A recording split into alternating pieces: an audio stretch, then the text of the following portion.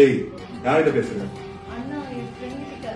சாப்பிடாம அப்படின்னு ஃப்ரெண்டு கூட பேச்சு. போன் கொடுங்க.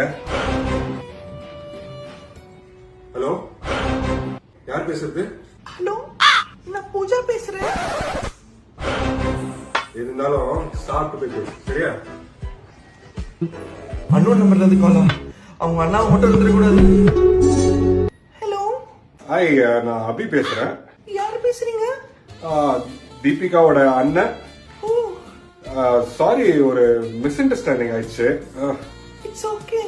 உங்க வாய்ஸ் ஸ்வீட்டா இருக்குங்க. ஐயோ, உங்க சிரிப்பு அதை விட கியூட்டா இருக்கு. நம்ம கல்யாணம் பண்ணிக்கலாமா?